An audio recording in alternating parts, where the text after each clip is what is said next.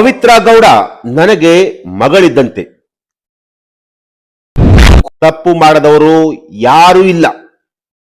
ಪವಿತ್ರ ಗೌಡ ಪರ ಬ್ಯಾಟ್ ಬೀಸಿದ ನಾಗಲಕ್ಷ್ಮಿ ಚೌಧರಿ. ನಮಸ್ಕಾರ ವೀಕ್ಷಕರೇ, ಸುಪ್ರೀಂ ಟಿವಿ ನ್ಯೂಸ್ಗೆ ಸ್ವಾಗತ. ನಾನು ಅಶ್ವಥ್. ಸ್ನೇಹಿತರೆ, ರೇಣುಕಾಸ್ವಾಮಿ ಅವರ ಪ್ರಕರಣ ನಿಮಗೆಲ್ಲರಿಗೂ ಕೂಡ ಗೊತ್ತಿರುವಂತಹದ್ದೇ.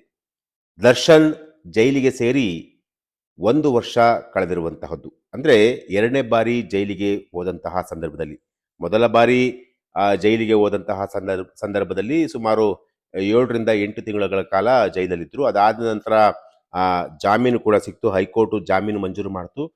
ಫರ್ದರ್ ಏನು ಈಗ ಎಗೈನ್ ಸುಪ್ರೀಂ ಕೋರ್ಟ್ ಜಾಮೀನನ್ನ ರದ್ದು ಮಾಡಿದ ನಂತರ ಅಂದ್ರೆ ಪರಪ್ಪನ ಅಗ್ರಹಾರ ಜೈಲಿಗೆ ಹೋಗಿ ದರ್ಶನ್ ಮತ್ತು ಹಾಗೂ ಪವಿತ್ರ ಗೌಡ 1 ವರ್ಷ ಕಳೆದಿರುವಂತಹದ್ದು. ಈಗಾಗಲೇ ಟ್ರಯಲ್ ಕೂಡ ಶುರುವಾಗಿರುವಂತಹದ್ದು. ಕೋರ್ಟಲ್ಲಿ ಅಂದ್ರೆ ಸಾಕ್ಷಿಗಳ ಮಾಹಿತಿಗಳನ್ನ ಕಲೆ ಹಾಕುವಂತ ಒಂದು ಕೆಲಸವನ್ನು ಕೂಡ ಮಾಡ್ತಾ ಇರುವಂಥದ್ದು. ಇದರ ನಡುವೆ ಒಂದಷ್ಟು ದರ್ಶನ್ ಹಾಗೂ ಪವಿತ್ರ ಗೌಡ ಅವರ ಕೇಸಲ್ಲಿ ಸಾಕಷ್ಟು ಡೆವಲಪ್ಮೆಂಟ್ಗಳು ಕೂಡ ಆಗಿರುವಂಥದ್ದು. ಅದು ಯಾವ ರೀತಿ ಅಂತಂತಂದ್ರೆ, ದರ್ಶನ್ ಅವ್ರನ್ನ ಒಂದು ಬೇರೆ ಬ್ಯಾರಕ್ಗೆ ಹಾಕಿರುವಂತಹದ್ದು.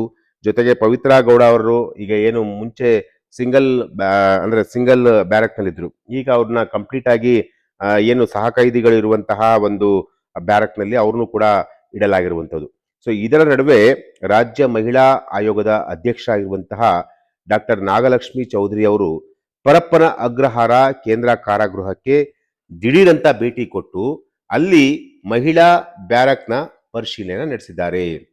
ಅಂದ್ರೆ ಇತ್ತೀಚೆಗೆ ಜೈಲಿನಲ್ಲಿ ಸಾಲು ಸಾಲು ಅಕ್ರಮಗಳು ಹಾಗೂ ನಿಷೇಧಿತ ವಸ್ತುಗಳ ಪತ್ತೆ ವರದಿಗಳ ಹಿನ್ನೆಲೆಯಲ್ಲಿ ಈ ಒಂದು ಭೇಟಿಯನ್ನ ನೀಡಿರುವಂತಹದ್ದು.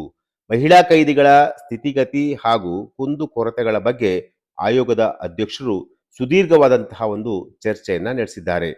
ಜೈಲು ಪರಿಶೀಲನೆಯ ವೇಳೆ ಜೈಲು ಪರಿಶೀಲನೆ ಮಾಡಿದಂತಹ ನಂತರ ನಾಗಲಕ್ಷ್ಮಿ ಚೌಧರಿ ಅವರು ರೇಣುಕಾಸ್ವಾಮಿ ಕೊಲೆ ಪ್ರಕರಣದ ಆರೋಪಿಯಾಗಿ ಜೈಲಿನಲ್ಲಿರುವಂತಹ ಪವಿತ್ರ ಗೌಡ ಅವರ ಸ್ಥಿತಿಯ ಬಗ್ಗೆ ಕಳವಳವನ್ನ ವ್ಯಕ್ತಪಡಿಸಿದ್ದಾರೆ. ಅಂದ್ರೆ ಸಾಫ್ಟ್ ಕಾರ್ನರ್ ಅನ್ನ ಅವ್ರ ಮೇಲೆ ತೋರಿಸಿರುವಂತಹದ್ದು.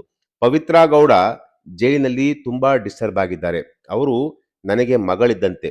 ಈ ಜಗತ್ತಿನಲ್ಲಿ ತಪ್ಪು ಮಾಡಿರುವವರು ಯಾರೂ ಇಲ್ಲ. ತಪ್ಪು ಮಾಡಿದರೆ ಕಾನೂನಿನ ಪ್ರಕಾರ ಶಿಕ್ಷೆ ಆಗುತ್ತದೆ. ಅವರು ಈಗಾಗಲೇ ಶಿಕ್ಷೆಯನ್ನ ಅನುಭವಿಸುತ್ತಿದ್ದಾರೆ. ಆದರೆ ಅವರ ಬಗ್ಗೆ ಹೊರಗಡೆ ಹರಡುತ್ತಿರುವ ಸುಳ್ಳು ಸುದ್ದಿಗಳು ಅವರನ್ನ ಮಾನಸಿಕವಾಗಿ ಕೊಲ್ಲುತ್ತಿದೆ.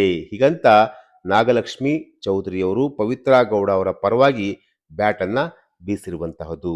ಜೊತೆಗೆ ತಮ್ಮ ಭೇಟಿಯ ವೇಳೆ ಜೈಲು ಸಿಬ್ಬಂದಿಯನ್ನ ಹೊರಗಿಟ್ಟು ಮಹಿಳಾ ಕೈದಿಗಳೊಂದಿಗೆ ನೇರವಾಗಿ ಚರ್ಚಿಸಿರುವಂತಹ ನಾಗಲಕ್ಷ್ಮಿ ಚೌಧರಿಯವರು ಕೈದಿಗಳಿಗೆ ನೀಡಲಾಗುವ ಊಟವನ್ನ ಸ್ವತಃ ತಾವೇ ಸೇವಿಸಿ ಗುಣಮಟ್ಟ ಪರಿಶೀಲಿಸಿದರು. ದಿನಸಿ ಮತ್ತು ತರಕಾರಿ ಸ್ಟೋರ್ ರೂಮ್ ಸ್ವಚ್ಛತೆಯನ್ನ ವೀಕ್ಷಣೆ ಕೂಡ ಮಾಡಿದ್ರು. ಪ್ರಸ್ತುತ ಜೈಲಿನಲ್ಲಿ ಸುಮಾರು 200 ಮಂದಿ ಮಹಿಳಾ ಕೈದಿಗಳಿದ್ದು 6 ಮಂದಿ ಬಿಡುಗಡೆಯಾಗಿದ್ದಾರೆ. ಜೈಲಿನಲ್ಲಿ ನಿಷೇಧಿತ ವಸ್ತುಗಳು ಪತ್ತೆಯಾಗಿವೆ ಎಂಬ ವರದಿಗಳಿದ್ರೂ ತಮ್ಮ ಭೇಟಿಯಲ್ಲಿ ಅಂತಹ ಯಾವುದೇ ವಸ್ತುಗಳು ಕಂಡು ಬಂದಿಲ್ಲ ಅಂತೇಳಿ ಅವರು ಒಂದು ಸ್ಪಷ್ಟನೆಯನ್ನ ಕೊಟ್ಟಿರುವಂಥದ್ದು. ಅನೇಕ ಮಹಿಳಾ ಕೈದಿಗಳಿಗೆ ಜಾಮೀನು ಸಿಕ್ಕಿದ್ದರೂ ಶೂರಿಟಿ ನೀಡಲು ಅಥವಾ ದಂಡದ ಹಣ ಪಾವತಿಸಲು ಸಾಧ್ಯವಾಗದೆ ಜೈಲಿನಲ್ಲೇ ಉಳಿದಿದ್ದಾರೆ. ನೈಜೀರಿಯಾ, ಸೌತ್ ಆಫ್ರಿಕಾ ಸೇರಿದಂತೆ ವಿವಿಧ ದೇಶಗಳ 10 ಮಂದಿ ಪುಟ್ಟ ಮಕ್ಕಳು ಜೈಲಿನಲ್ಲಿದ್ದು ಜೈಲಿನ ಅಂಗನವಾಡಿಯ 4 ಶಿಕ್ಷಕರಿಂದ ಮಕ್ಕಳು ಕನ್ನಡ ಮತ್ತು ಇಂಗ್ಲಿಷ್ ಕಲಿಯುತ್ತಿರುವುದು ಸಂತಸ ತಂದಿರುವಂತಹದ್ದು.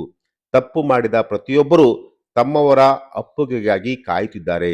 ಇದು ಅತ್ಯಂತ ಭಾವನಾತ್ಮಕ ಕ್ಷಣವಾಗಿತ್ತು ಅಂತಂತೇಳಿ ನಾಗಲಕ್ಷ್ಮಿ ಚೌಧರಿ ಅವರು ಈಗ ಹೇಳಿರುವಂಥದ್ದು. ಇದೇ ವೇಳೆ ಮಹಿಳಾ ಕೈದಿಗಳು ಜೈಲಿನಲ್ಲಿ ಸೊಳ್ಳೆ ಕಾಟದ ಬಗ್ಗೆ ದೂರು ನೀಡಿದ್ದು ಸಮಸ್ಯೆಯನ್ನ ತಕ್ಷಣ ಬಗೆಹರಿಸುವಂತೆ ಜೈಲಧಿಕಾರಿಗಳಿಗೆ ಸೂಚನೆಯನ್ನ ನೀಡಲಾಗಿದೆ.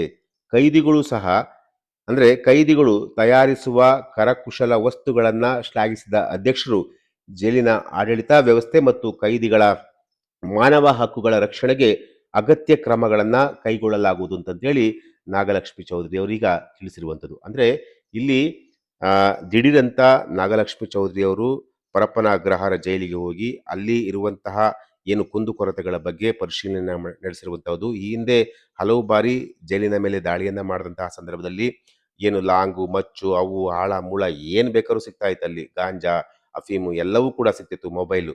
ಸೊ ಈಗ ಇವರು ಹೋದಂತಹ ಸಂದರ್ಭದಲ್ಲಿ ಅದು ಯಾವುದೂ ಕೂಡ ಪತ್ತೆ ಆಗಿಲ್ಲ. ಜೊತೆಗೆ ಸುಮಾರು 200ಕ್ಕೂ ಹೆಚ್ಚು ಜನ ಕೈದಿಗಳಿದ್ದಾರೆ.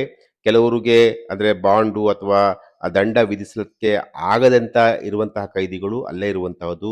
ಜಾಮೀನು ಸಿಕ್ಕಿದ್ರು ಕೂಡ.